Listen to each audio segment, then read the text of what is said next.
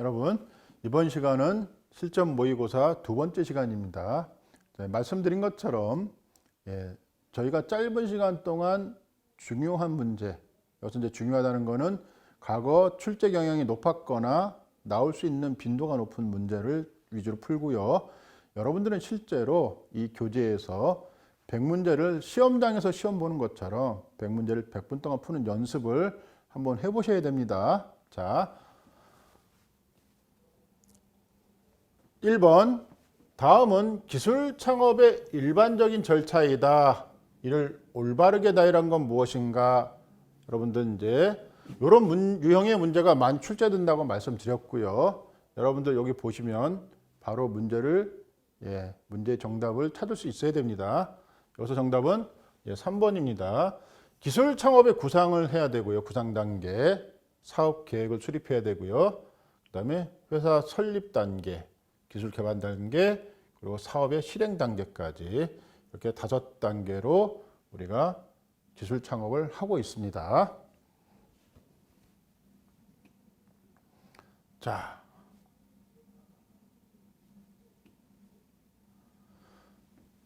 이번 문제, 투자의 경제성 분석에서 다음은 어떤 분석 기법에 해당이 되느냐. 자, 여기 분석 기법이 여러 가지가 있어요. 여러분들 한번 쭉 살펴보시고 각 분석 기법별로 특징, 장단점을 알고 계셔야 되는데, 우리 이제 지문에 나와 있는 내용 보시면 대상 사업의 납세 후 연평균 순이익과 대상 사업에 대한 연평균 투자액의 비율로 계산한다. 장점은 단순 계산하는 방법으로 간편한 계산이다. 산출된 경과에 대한 쉬운 이해가 있다. 단점은 화폐의 시간적 가치를 무시하고 있어서 현금 유출, 유입 사이에 시간적 차가 있거나 현금 흐름 형태가 불규칙할 때는 수익성 분석에 평균의 개념만 적용하므로 부적합하다. 시간의 흐름에 따른 돈의 가치를 무시하고 있어 비교 기준으로 기업이 미리 설정한 목표 이익률을 결정하는 문제가 있다. 이거는 회계적 이익률법입니다. 여러분들이 이렇게 이제 경제성 분석하는 방법에 여러 기법들과 관련해서 내용을 충분히 숙지하시고 있어야 풀 수 있는 문제입니다.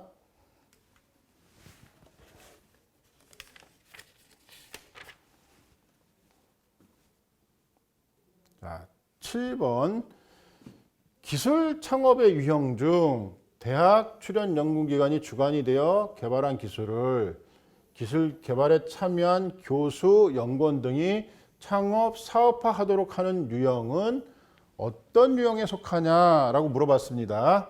그래서 요거는 여러분들이 바로 정답을 찾을 수 있어야 되죠. 그래서 보시면 공공기술개발자 창업, 여기에 해당되는 겁니다.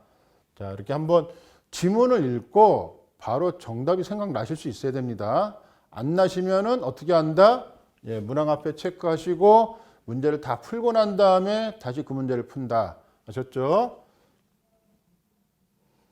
그 다음에 8번 문제 보도록 하겠습니다.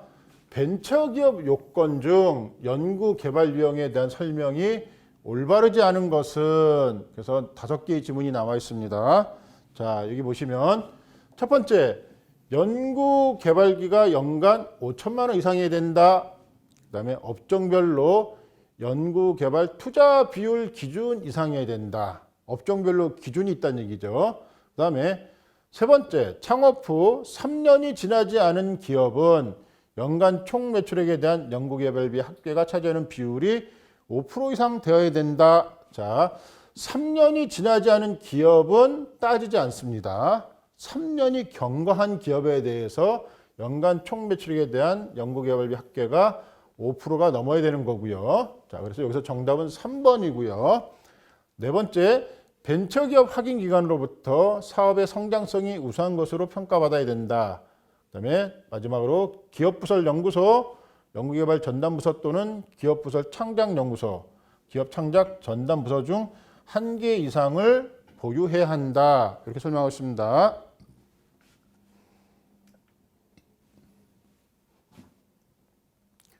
자, 10번, 기업가 정신에 대하여 다음과 같이 주장하여 창업자를 교육과 훈련을 통해 키워낼 수 있다고 가능성을 제시한 사람은 누군가? 우리 지문을 보시면 창업 역량은 사회 기회를 창조하기보다는 그 기회를 인지하고 도전하는 것이다. 알려지지 않은 이런 기회를 탐색하고 실현하기 위해 주관적 확신에 찬 기업가의 기민한 이윤추구 행위이다. 자, 누가 얘기했나요? 예, 3번 키리즈너입니다.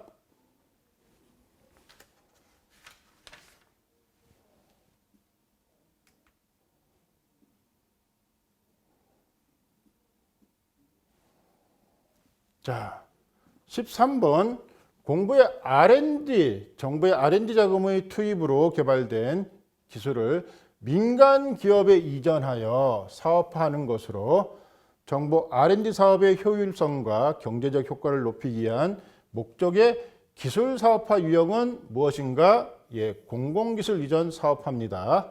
그래서 우리가 앞에서 풀어본 문제랑 비슷한 유형의 문제죠. 딱 지문 문제를 읽거나 지문을 읽었을 때 바로 정답을 고르실 수 있는 그런 문제들입니다. 자, 17번 추정 재무상태표의 작성에 해당되지 않는 것은, 자, 아까도 말씀드린 것처럼 추정이라 함은 우리 회사가 연말까지 얼마 정도의 매출을 늘릴 수가 있고 이익을 볼 수가 있는지 재무제표를 미리 추정하는 거라고 말씀드렸어요. 예상하는 것. 그래서 재무상태표는 대차 대조표고요. 그 다음에 추정 손익계산서가 있었죠. 그럼 여기 나와 있는 보기들을 보시면, 자, 손익계산서에 해당되는 내용을 찾으시면 되겠죠. 자, 첫 번째 잉여금의 추정, 자본금의 추정, 유동자산 및 비유동자산의 추정, 매출원가의 추정. 이게 이제 손익계산서 항목이죠. 그 다음에 부채의 추정. 그래서 정답은 4번입니다. 이게 이제 손익계산서 추정할 때 쓴다 이 얘기입니다.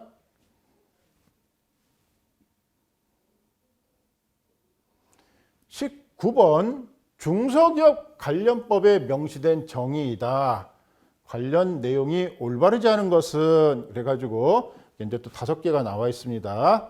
자, 소셜 벤처 기업은 사회적 가치와 경제적 가치를 통합적으로 추구하는 기업으로 법령에 따른 요건을 갖춘 기업이다. 그다음에 두 번째, 여성기업이란 여성이 실질적으로 경영하는 기업으로서 여성기업 협동조합에서는 사회적 협동조합은 제외된다. 세 번째, 소상공인은 소기업 중 상시근로자 10명 미만인 사업자이며 소기업과 중기업의 구분은 상시근로자로 기준으로 한다. 이거 틀렸죠? 소기업과 중기업은 매출액으로 합니다. 매출액. 그래서 이게 틀린 겁니다. 그리고 네 번째, 벤처기업은 벤처기업 육성에 관한 특별조치법의 일정 요건을 갖춘 기업으로 개개의 조문마다 특례 규정을 두어 규율하고 있다. 그다음 마지막으로 1인 창조기업이란 창의성과 전문성을 갖춘 1인 또는 5명 미만의 공동사업자로 상시근로자 없이 지식서비스업, 제조업 등을 영위하는 자이다. 그래서 우리가 이제 법령에 열거된 내용 중에 틀린 걸 고르라고 하는 겁니다. 특히 이제 법과 관련된 법률 용어가 되게 어렵습니다. 근데 여러분들이 이게 한 번 읽고 지나가시는 게 아니고 자꾸 숙달이 되셔야 됩니다. 눈에. 그래서 딱 지문을 보시면 고를 수 있도록 그렇게 연습을 해주시기 바랍니다.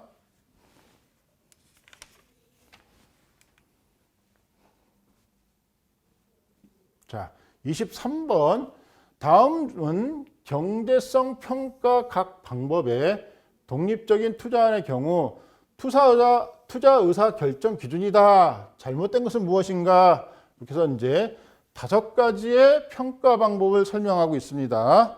그래서 보시면 첫 번째, 순현재 가치법. 순현재 가치가 0보다 크면 경제성이 있는 것으로 판단하고 0보다 작으면 경제성이 없는 것으로 판단한다. 수익성 지표법.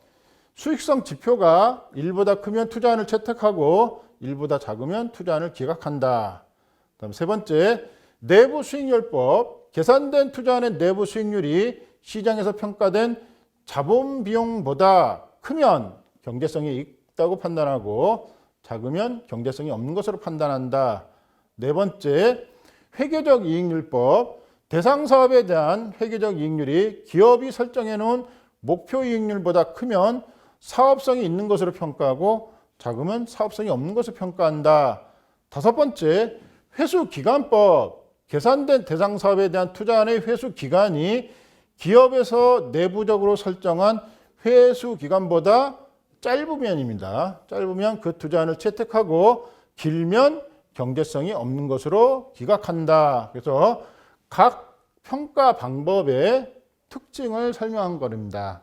여러분들이 쭉 읽어보시고 바로 고를 수 있도록 그렇게 학습을 해 주셔야 됩니다. 자, 25번. 다음은 중소기업 부설 연구소의 연구 공간 요건. 자, 우리가 이제 앞 시간에 연구소의 인력 요건에 대해서 봤죠. 이번엔 공간 요건입니다. 공간 요건 중에 물적 요건에 관한 설명으로 올바르지 않은 것은, 그래서 이제 5가지가 있습니다. 역시 마찬가지로 여러분들 보시고 바로 고르실 수 있어야 됩니다. 자, 첫 번째, 연구기자재는 연구개발 활동 개요소에 따라 연구개발 활동에 필요한 측정 및 시험 장비 등으로 연구소 내에 설치하고 전용으로 사용해야 된다. 두 번째, 연구개발 활동과 관련된 필수적 독립 공간, 연구기자재, 부대시설 모두가 충족되어야 된다. 네, 부대시설은 아닙니다. 정답은 2번이고요. 자, 사무 비품 및 범용으로 사용하는 기본 측정기구는 연구기자재에 포함되지 않는다. 네 번째, 서비스 분야 연구소에서 연구개발 활동에 사용되는 PC, 소프트웨어 개발 툴은 연구기자재에 포함될 수 있다. 다섯 번째, 공조, 소방 등 건축물 관련 법규의 규정에 의거 천정까지 벽체로 구분할 수 없음이 확인된 경우에는 연구소 전담 부서를 구분하는 벽체의 바닥은 고정되어 있고 바닥은 고정되어 있고 벽체가 최소 2m 이상의 높이일 경우 인정된다. 그래서 이게 연구 공간의 요건입니다. 우리가 앞 시간에 배웠던 인력의 요건과 같이 섞어서 문제가 나올 수 있습니다. 그래서 여러분들이 이런 거는 잘 풀 수 있도록 학습을 해주시기 부탁드립니다. 자, 기술창업 실무 두 번째 과목 1번 문제. 다음 중 세목이 모두 국세로만 짝지어진 것은 무엇인가? 자, 여기서 여러분들 세금을 부과하는 주체가 누구냐에 따라서 국세와 지방세로 나누는 거죠.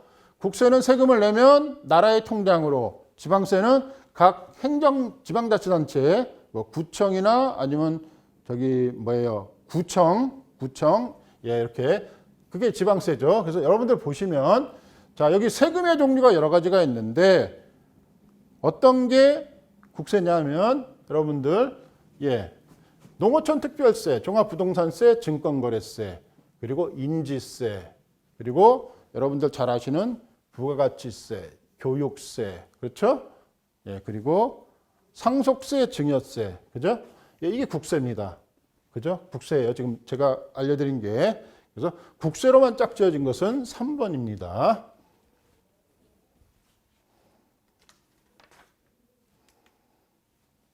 자, 세 번째 3번 문제. 산업재산권 보호기관에 대한 내용으로 맞는 것은, 자, 산업재산권이 뭐가 있죠? 여기 나와 있죠? 특허, 실용신안, 디자인, 상표권, 이렇게 해서 4개의 산업재산권이 있고요. 여기 이제 보호기관이 있는데요. 자, 여러분들, 이건 바로 풀 수 있어야 되는 거죠? 그래서 여기 보시면 지문이 조금 안 보였습니다만, 자, 정답은 1번입니다. 1번. 보시면 상표권 10년이에요. 근데 상표권은 영구적으로 쓸 수 있다 그랬죠. 계속 연장해서. 그래서 예를 들어 뭐 혜태제과의 뭐 대표적인 과자 이름, 그죠? 농심의 새우깡 계속 쓸 수 있잖아요. 10년 단위인데 계속 연장해서 쓰니까. 그래서 이게 1번이었습니다. 그리고 요거 해외 인증과 관련된 문제입니다. 다음의 인증명은 어느 국가의 것인가? 자, 제가 요약 강의 시간에도 수없이 말씀드렸지만 CCC예요. CCC는 어디요? 중국이었습니다. 여러분들.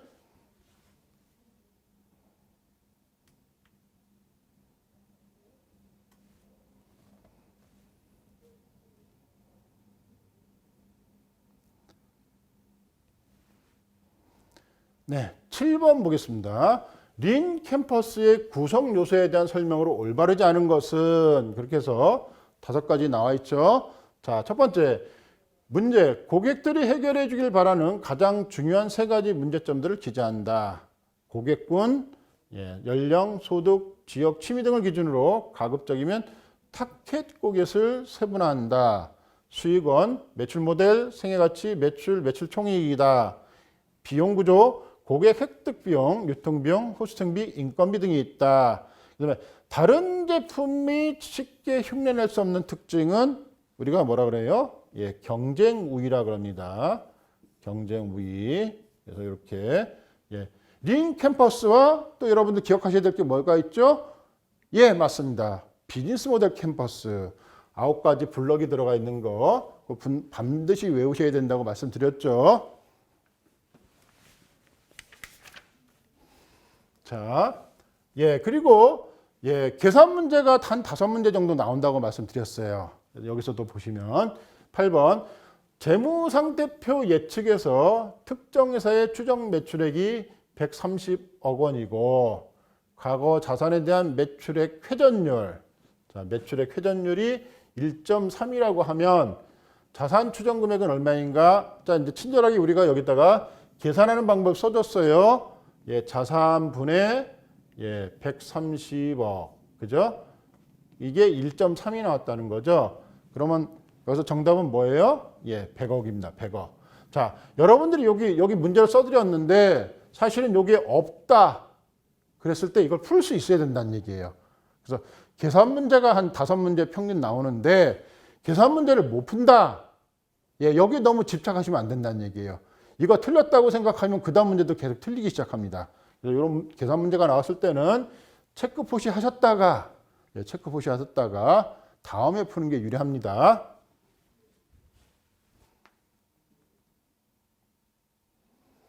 10번 다음은 법인세 납세 의무자와 관련된 내용이다. 잘못 설명된 것은 무엇이냐? 자, 법인세입니다. 내국 영리법인은 국내외 모든 소득에 대해 법인세를 내야 한다.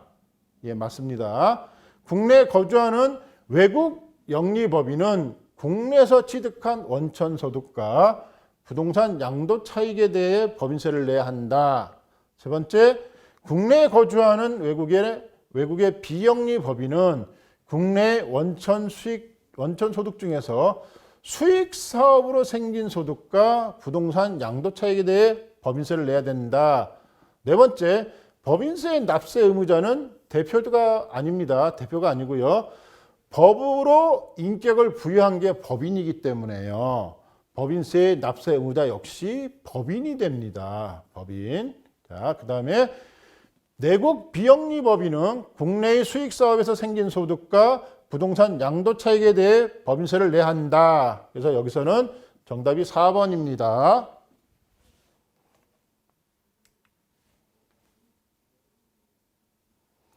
자, 12번 다음 중 법인 설립 절차에 관한 내용으로 옳지 않은 것은 그래서 5개의 지문이 나와 있습니다. 여러분들 요거 이제 지문 딱 보시고 정답을 바로 찾으셨죠? 그렇게 공부하시는 겁니다. 시험장에서도 그렇게 하셔야 되고요. 자, 무행면 주식을 발행하는 경우 정관에 관련한 규정이 없다면 주식의 발행가액과 주식의 발행가액 중 자본금으로 계상되는 금액의 발기인 전원의 동의로 결정한다.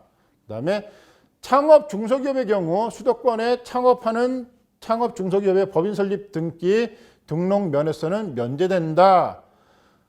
법인은 본점의 설립 등기를 함으로써 성립된다. 그리고 주식회사는 정관에 따라 1인 이상의 발기인이 발기인 조합을 구성하여 일정한 절차를 거쳐 세무서에 신고함으로써 발생한다. 세무서가 아니죠. 그 다음에 창업 중소기업이 창업 중에 벤처기업으로 확인받은 경우 확인받은 날로부터 1년 이내에 법인 설립 등기의 등록 면허세에 대해서 면제된다. 자, 이거 세무서가 아니고 어디죠? 여러분들? 법원이죠, 법원. 법원에 신고를 해야 됩니다. 13번 사업 계획서에서의 주요 이용자와 그들의 관심사항으로 올바르지 않은 것은, 그래서 이게 5개가 나와 있죠.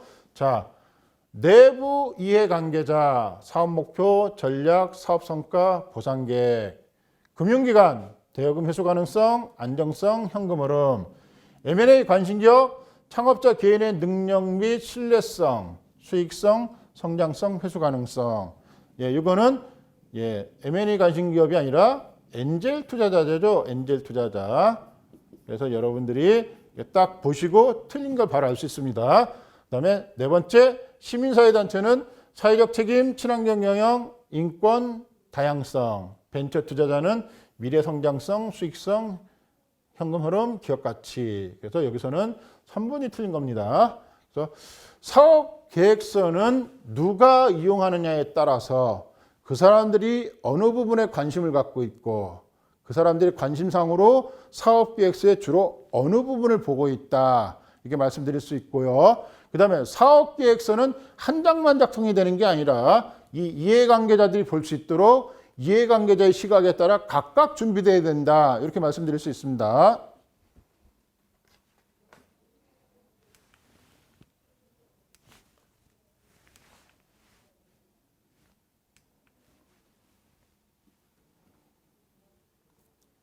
자, 19번. 다음 설명은 기술료 지불 방식 중 무엇에 관한 내용인가? 라이선싱 대상 기술이 판매와 직결된 경우 정해진 산정 기준에 의하여 매출액 또는 순이익의 일정률을 곱하여 산출된 금액을 정기적으로 지불하는 방식이다. 그래서 이거는 바로 정답 나오셨죠? 예, 경상기술료라고 합니다. 경상기술료. 그래서 기술료를 지불하는 방식이 몇 가지 있는데 역시 여러분들이 그 방식들을 다 구분할 수 있으셔야 됩니다.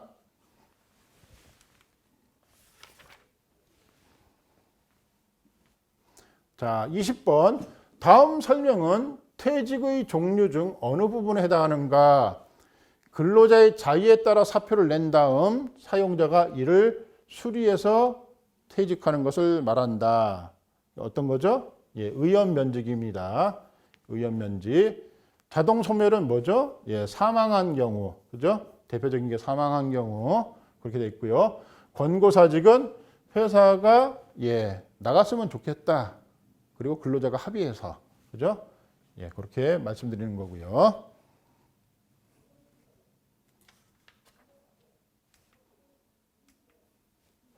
자, 3과목 2번 문제 보도록 하겠습니다. 2번 창업보육센터 운영 요령에서 장관은 매니저 보육센터 근무 경력과 자격에 따라 등급을 분류하여 매년 현황을 관리할 수 있고 사업자는 소속 매니저의 결혼 발생 시 데이터베이스에 등록된 매니저를 우선 고용해야 한다. 이에 맞는 매니저의 자격과 근무 경력을 올바르게 연결한 것을 고르시오. 자, 이렇게 되어 있습니다.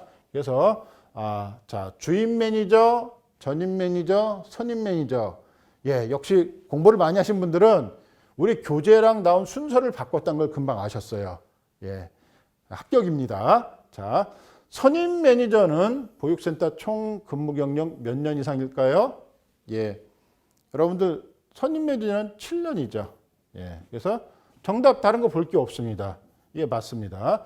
주임 매니저 보육센터 총 근무 경력이 5년 미만, 전임 매니저 총 근무 경력 5년 이상, 선임 매니저는 7년 이상 이렇게 되어 있습니다.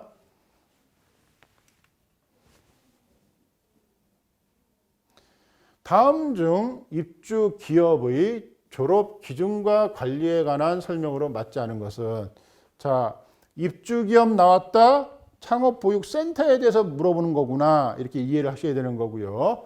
자, 보시면 첫 번째, 입주 개시일은 입주 기간이 최대 3년으로 3년이 경과된 경우다. 두 번째, 최대 2년간 입주 기간 연장이 가능한 장기 보육이 필요하다고 인정된 기업이 이 기간이 만료되는 경우 우리는 졸업이라고 한다.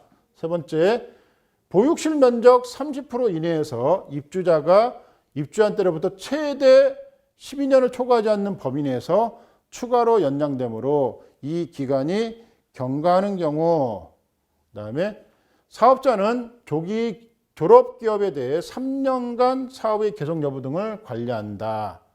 자립 경영 기반이 구축되었거나 입주 계약이 만료된 경우. 자, 여러분들 정답 찾으셨나요?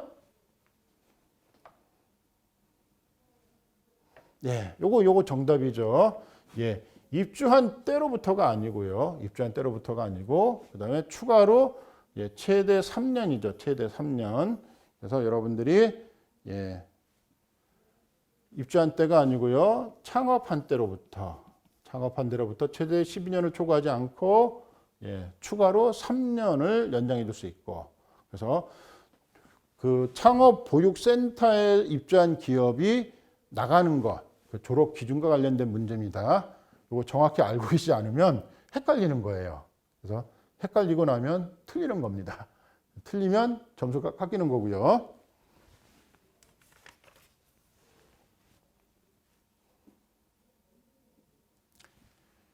예, 여기 이제 7번 창업보육센터 운영 요령에서 매니저로서의 인정 요건을 제시하고 있다. 이에 대해 알맞게 연결한 거. 이제 맞는 걸 찾으라 이 얘기입니다. 자, 여러분들 보시면 전문학사 소지자로 보육센터 3년 이상 근무 또는 상시 고용인원 5명 이상 기업체 및 연구원 근무 경력 7년 이상인 자. 자, 요거 한 문제 푸시면 여기서 바로 정답을 고를 수가 있죠. 자, A가 3, B가 7이에요. 3, 7. 예, 없죠? 그럼 요거 1번이 정답이에요. 자, 학사학위 소지자로서 보육센터 2년 이상 근무 또는 상시 고용 5명 이상 기업체 및 연구원 근무 경력 5년 이상인 자. 그다음에 경영학, 법학 또는 공학, 이학 계열의 석사학위 소지자로서 보육센터 근무 경력 몇 년이에요? 예, 1년 이상 또는 상시 고용인은 5명 이상 기업체 및 연구원 근무 경력 3년 이상 이렇게 돼 있고요. 그다음에 경영학, 법학, 공학 또는 이학 계열의 박사학위 소지자. 그리고 마지막으로 전문학사, 그죠? 전문학사 이상의 소지자로 장관이 인정하는 매니저 양성교육 이수자. 이렇게 해서 이게 이제 매니저로서의 인정 요건이라고 공부를 하신 거예요. 그래서 여러분들이 이렇게 딱 A나 B 중에 하나만 정확히 답을 알고 계시면 다른 거 고민할 필요가 없어요. 예, 바로 풀 수 있어야 됩니다. 자, 8번 문제. 다음 중 창업보육센터 전문 인력의 요건에 대해 잘못 설명한 것은 무엇인가? 자, 전문 인력. 그래서 보시면 자, 학사학위를 소지한 자로서 창업 지원과 관련된 업무에 7년 이상 종사한 자. 맞죠? 그다음에 전문 인력을 보유하고 있는 기관과 운영 위탁 협약을 체결한 경우에 전문 인력 확보를 인정한다. 전문 학사학위를 소지한 자로서 7년 이상 장관이 지정한 창업보육센터에 근무한 경험이 있는 자. 예, 이거 틀렸죠? 예. 그다음에 이공계열, 경성계열 석사학위를 소지한 자로서 창업 지원과 관련된 업무에 3년 이상 종사한 자. 그리고 창업, 투자회사 등 법인, 기관, 기업체 등에서 투자 또는 창업 보육과 관련된 업무를 3년 이상의 업무 경력을 보유한 자. 그래서 전문 인력 요건도 정확히 알고 계셔야 되는 겁니다.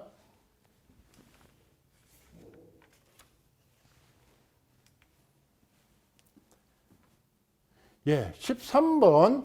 다음 중 입주 기업의 퇴거 기준 및 사후 관리에 대한 설명으로 올바르지 않은 것은.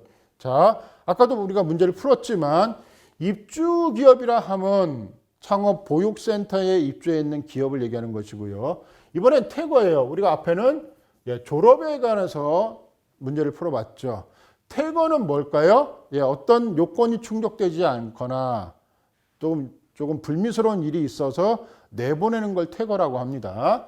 보시면 자, 1번 센터의 창업 보육 관련 재규정을 위반한 경우 맞죠?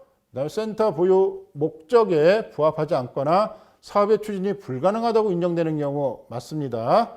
그다음에 창업 전망이 불투명하거나 입주계약 위반 등으로 계약기간 만료 이전에 사업자에 의하거나 입주자가 스스로 센터를 퇴소하는 경우. 맞죠? 네 번째, 사업자는 태거 기업에 대해 3년간 사업의 계속 여부 등을 관리해야 된다. 태거자는 관리하는 기준이 없습니다. 졸업자한테만 관리하는 기준이 있고요. 그리고 정답은 4번입니다. 국세채나 부도 등으로 인한 강제 집행, 파산, 화의 개시, 회사 정리 개시 또는 경매 절차 개시 통지를 받은 경우 태거 기준입니다. 여러분들이 졸업 기준과 같이 잘 외우셔야 됩니다.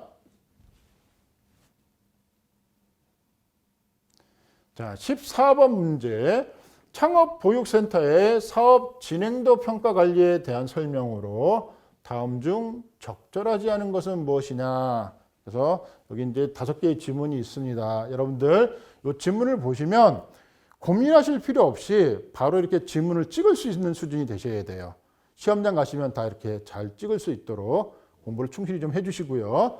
첫 번째, 평가 결과 및 보고서는 해당 기업의 서면으로 통보한다. 평가위원은 과반수 이상의 외부 위원을 포함한 5인 이내로 구성한다. 인원수 제한이 없었어요. 예. 그리고 평가위원은 평가 종료 후 기업별로 평가표와 평가보고서를 작성하여 센터에 제출한다.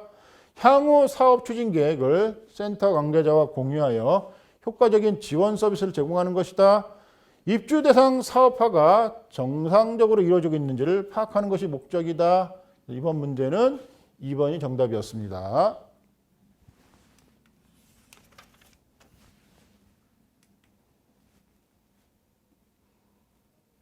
자, 19번. 다음 중 창업보육 매니저의 기본 역할이 아닌 것은 무엇인가? 그래서 이제 창업보육 매니저의 역할에 대해서 물어보는 겁니다. 첫 번째, 입주기업 유치 선정, 입주기업 지원 프로그램의 운영 및 관리, 산업협력단과의 관계를 설정. 네 번째, 센터의 제왕 규정의 제정, 개정 및 운영에 관한 관리, 창업교육 및 연수에 관한 관리. 자, 이 중에 요거는 센터장이 하는 업무죠. 센터장. 예. 대학의 산학협력단, 타 창업보육센터와의 관계를 설정하는 것. 센터장이 하는 업무입니다.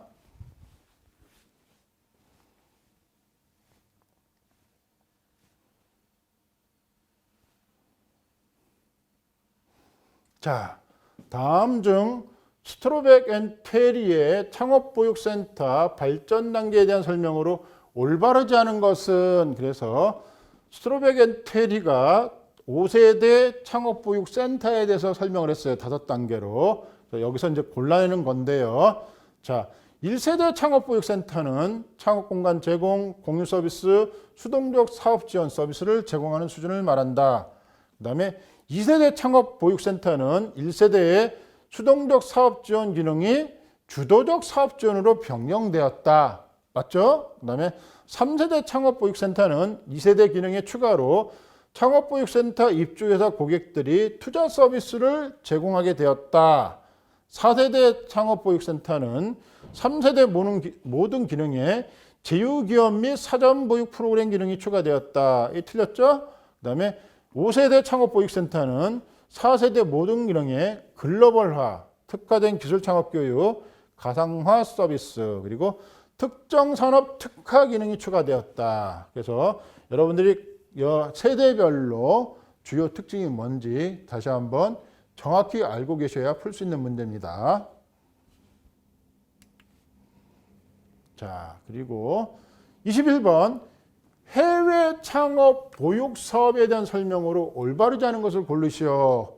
자, 여기 좀 어렵습니다만 여러분들 제가 이제 해외 유수 사례 중에 특징 있는 거 몇 개씩 외우셔야 된다 그랬죠? 예, 그래서 독일은 뭐랬죠? 철강, 석탄을 대신하여, 그랬죠? 독일. 그 다음에 이스라엘은 뭐였죠? TIP. 그다음 핀란드는 첨단 산업 위주. 이렇게 이제 말씀을 드렸었죠. 자, 읽어볼게요. 2005년 이후 미국에서 소개된 기술 창업 지원의 새로운 형태로 스타트업 엑셀레이터 프로그램이 급속하게 성장하였다. 2번, 프랑스는 테크시티 조성안 발표와 함께. 자, 테크시티가 프랑스가 아니었죠, 여러분들? 예, 영국이었습니다. 영국. 그래서 테크시티 조성안 발표와 함께 스타트업 클러스터 육성 정책을 추진하여 창업 보육 사업이 활성화되었다. 일본의 창업보육센터 유형은 민간 주도형 민구와 합동 방식인 리서치 코어형 대학 인재 중심의 대학 주도형으로 분류할 수 있다. 맞습니다. 1998년 출범한 독일 혁신기술창업센터 협의회는 창업과 혁신을 지원하기 위한 네트워크 구축의 핵심적인 역할을 했다.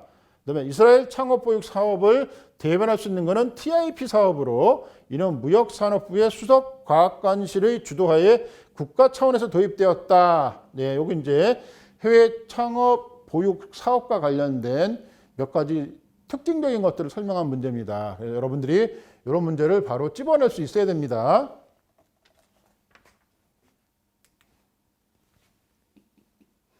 자, 다음 24번 문제.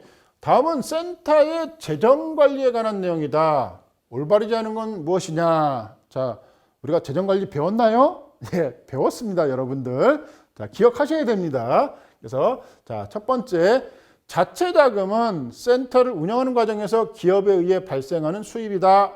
관리비는 입주 기업이 정기적으로 부담하는 보육료와 공과금 등의 수용비로 구분한다.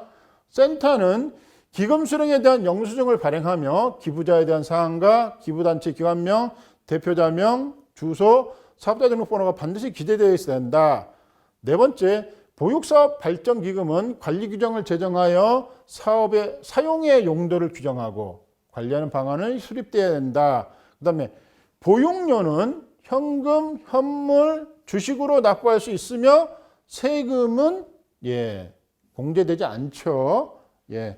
요거 이제 5번이 틀린 겁니다. 그래서 여러분들이 그냥 쭉 읽다 보시면 보육료, 현금, 현물, 주식 맞네? 그리고 넘어가신다는 얘기예요. 이런 거 조심하셔야 된다는 얘기고요. 자,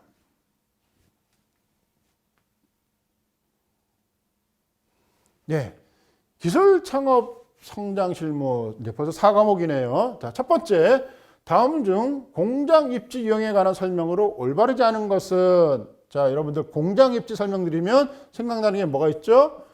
개별 입지하고 그다음에 계획 입지가 있습니다. 여러분들 우리 그 요약 강의 시간에 표로 그려서 봤죠? 장단점, 뭐 좋은 점, 나쁜 점, 뭐 이런 식으로. 그래서 계획 입지는 국가 및 일반 산업단지, 도시 첨단 산업단지, 농공단지 등이 있다. 개별 입지는 공장의 증축 등과 같이 사업 확장 시 공장 용지가 확보에 용이하다. 그 다음에 계획 입지는 선분양 후 입주 방식으로 적기 적소의 공장의 확보가 어렵다. 그 다음에 개별 입지는 계획 입지에 비해 산업 기반 시설이 양호하다. 틀렸습니다. 계획 입지는 이미 다 설계가 돼 있으니까 개별적으로 준비하는 것보다 산업 기반 시설이 잘 돼 있죠. 이게 바뀐 겁니다. 그래서 다섯 번째, 계획 입지는 개별 입지에 비해 분양 가격이 비교적 높다. 자, 두 번째, 자본 거래와 상장 측면을 볼 때 M&A 유형 부분이 다른 하나는 무엇인가? 그래서 5가지가 나왔죠. 그래서 합병, 분할, 인수, 주식 교환 및 이전, 이거는 모두 자본 거래죠. 자본 거래. 자본 거래. 정답은 A and D입니다. 자, 다음 중 우회 상장의 유형에 해당하지 않는 것은 무엇인가? 그래서 여러분들 우회 상장은 합병, 주식의 포괄적 교환, 자산 양수도, 영업 양수도가 있습니다. 그래서 여기서 정답은 SPAC입니다. 자, 8번. 다음 중 M&A를 통한 성장 전략 중 무엇에 관한 설명인가? 우리 지문을 보시면, 자, 주력 산업의 성장 정체나 성숙기 도래로 경쟁이 치열해질 경우 생존 전략이며 신종 사업 발굴을 위한 변혁형 성장 전략이다. 다른 유형의 성장 전략에 비해 실패 확률이 높으므로 신중한 검토가 필요하다. 이것은 여러분들 이제 신종사업 발굴을 위한 변혁형 성장 전략. 그래서 이건 신사업 진출형입니다. 여러분들이 M&A를 통한 성장 전략이 몇 가지 있어요. 그 가지수별로 특징을 여러분들이 알고 계셔야 풀 수 있는 문제가 됩니다. 10번 BCG 매트릭스 모델. 자, 보스턴 컨설팅 그룹 매트릭스 모델을 얘기하는 거고요. 여러분들 이제 상대적 시장 점유율이 높은 거, 낮은 거, 그다음에 시장 성장률이 높은 것, 낮은 것. 그래가지고 이렇게 나누죠. 그래서 여기 뭐죠? 별. 여기 물음표, 여기는 젖소, 여기 개. 이렇게 나눠가지고 내가 어느 영역에 있느냐에 따라 의사결정을 해야 된다는 거죠. 그래서 여러분들이 여기 5개의 내용을 쭉 읽어보시면, 자, 수학은 장기적 효과와 관계없이 단기적 효용을 증가시키는 것을 목적으로 판매 감소분보다 비용 절감을 더 크게 하여 긍정적인 현금 흐름을 발생하게 한다. 유지는 전략 산업 단위의 시장 점유율을 계속 유지하는 것으로 이는 계속적으로 많은 현금 흐름을 창출하고자 하는 강한 소의 영역에 적절하다. 구축은 비록 단기적인 이윤을 희생하더라도 전략 사업 단위의 시장 점유율을 높이는 것으로 물음표 영역의 사업의 단위에 적당하다. 그다음에 수학에서는 지속적인 비용 절감 프로그램을 시행함으로써 마지막에는 사업을 철수한다는 결정이 포함된 것으로, 별이 아니죠. 사업 철수는 개입니다. 개. 그리고 철수는 재원이 다른 곳에서부터 더 유용하게 활용될 수 있기 때문에 특정 사업을 청산하는 것으로 개나 물음표 영역에 해당된다. 그래서 요거 4번이 틀린 내용입니다.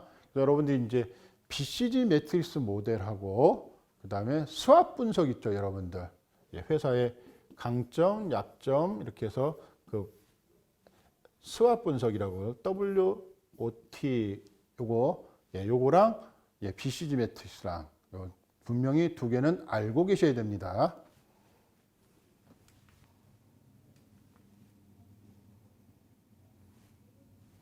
그다음에 11번 다음 사업 인허가에 관한 내용이다. 올바르지 않은 것은 무엇인가? 그래서 여기 보시면, 자, 허가, 등록, 그다음에 신고, 허가 뭐 이런 얘기가 쭉 나오고 있죠. 여러분들이 인허가와 관련된 내용을 정확히 알고 계셔야 되면 이거 풀 수 있는 문제입니다. 허가는 영업을 금지하고 특정한 경우 그 금지를 해제하여 영업을 할 수 있게 해주는 것이다. 맞죠?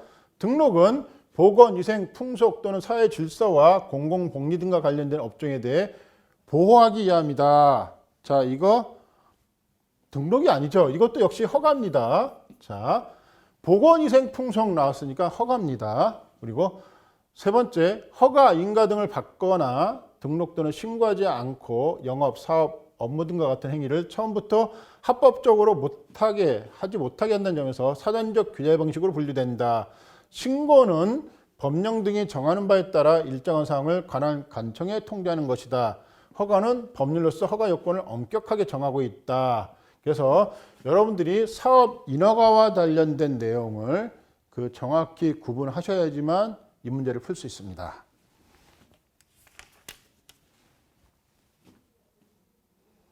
자, 13번. 다음은 특수한 형태의 공장과, 자, 우리 특수한 형태의 공장 그러면 여러분들 이제 막 머릿속에 좀 떠오르셔야 돼요. 뭐 실험실 공장, 도시형 공장, 첨단 공장 이런 것들. 그래서 여기 보시면 다 나와 있죠. 그래서 특수한 형태의 공장과 공장 설립 대상에 관한 내용이다. 올바르게 연결되지 않은 것은 무엇이냐? 자, 여러분들 지식산업센터 제조업 운영 입주가 안 된다. 이게 틀린 말이죠. 제조업도 입주할 수 있습니다. 그럼 정답이 1번이겠네요. 자, 두 번째, 실험실 공장은 벤처기업 창업가 맞습니다. 도시형 공장은 산업기술단지에 입주한 중소기업 창업자 및 벤처기업. 첨단 공장은 도시형 공장 중 기술 집약도가 높고 기술 혁신 속도가 빠른 업종이다. 그 다음에 도시형 공장, 대기환경보전법에 따라 특정 대기 유해 물질을 배출하는 대기오염 물질 배출 시설을 설치한 공장이다. 이렇게 해서 여러분들이 특수한 형태의 공장 종류를 알고 계셔야만 합니다. 14번. 다음에 공장 입지 유형과 공장 입지 유형 여러분들 생각나시는 거 예, 개별 입지하고 예, 그다음에 계획 입지가 있다 그랬죠. 그리고 공장 설립 절차에 관한 설명이다. 올바르지 않은 것은 무엇이냐?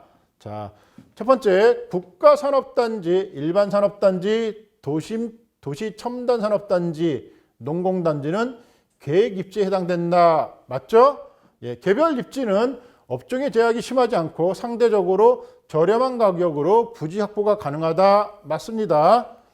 자, 세 번째, 공장 설립을 할 때 가장 먼저 할 일은 해당 사업의 업종, 사업 여건에 적합한 공장 입지 형태를 결정하는 것이다. 맞습니다. 입지 분석은 공장 입지 형태가 결정되면 입지 대상 후보 지역을 물색하는 것이다. 맞습니다.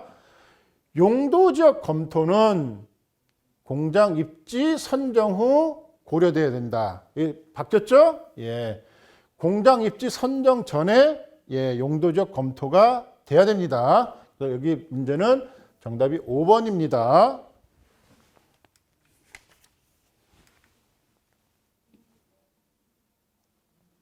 자, 19번. 다음 중 창업 마케팅의 특성에 해당하지 않는 것은 무엇이냐? 자, 여러분들 창업 마케팅 그러면 예, 우리가 이제 배웠던 게 머릿속에 막 떠올라야 됩니다.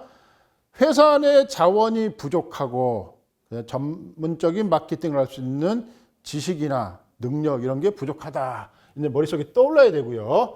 자, 첫 번째, 신생기업, 창업기업은 신생기업이라는 점으로 인해 시장 진입과 마케팅 제약이 존재한다. 두 번째, 비전문성, 마케팅 매니저의 경험 및 전문 지식이 부족하거나 전문적인 마케팅 매니저를 추가 구성원으로 영업하기 어렵다. 영업하기 어려운 건 아니죠. 자, 그 다음에 세 번째, 기업 규모의 영세성, 제한된 자원으로 인해 새롭게 착수하는 활동들은 높은 수준의 효율성을 달성해야 한다. 그다음에 불확실성, 기술 기반의 창업 기업들은 시장에 대한 충분한 데이터를 보유하고 있지 않고 관련 정보에 대한 접근성이 떨어지기 때문에 높은 불확실성에 직면한다. 마지막으로 역동성, 창업 기업은 신제품을 가지고 새로운 시장에 진출하므로 행보가 상당히 격동적이거나 예측 불가능하다. 자, 그래서 우리 19번 문제 정답은 2번입니다.